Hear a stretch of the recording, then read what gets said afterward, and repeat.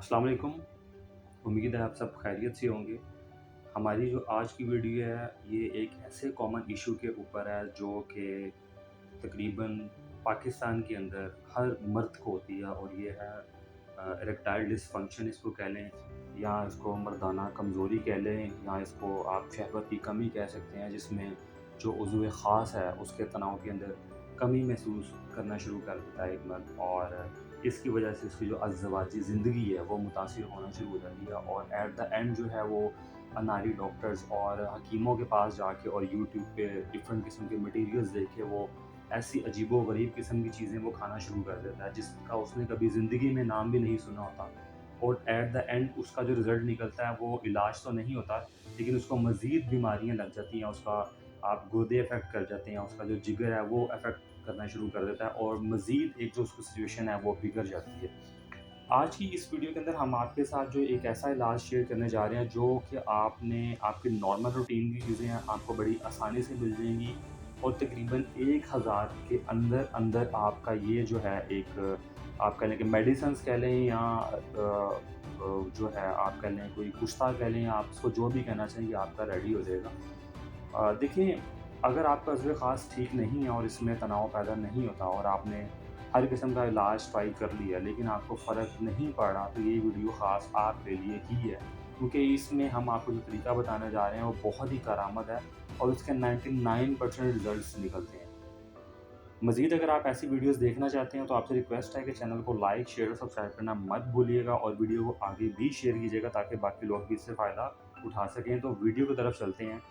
देखिए, इस बीमारी की जो मेन वजूहात हैं वो ये है कि शरीयानों में खून की कमी होती है, जिस वजह से आप कह लें कि ब्लड सर्कुलेशन कम हो जाती है और तनाव जो है वो बरकरार नहीं रह पाता आपके उज़्व ख़ास के अंदर, और वो कमज़ोर होना शुरू हो जाता है।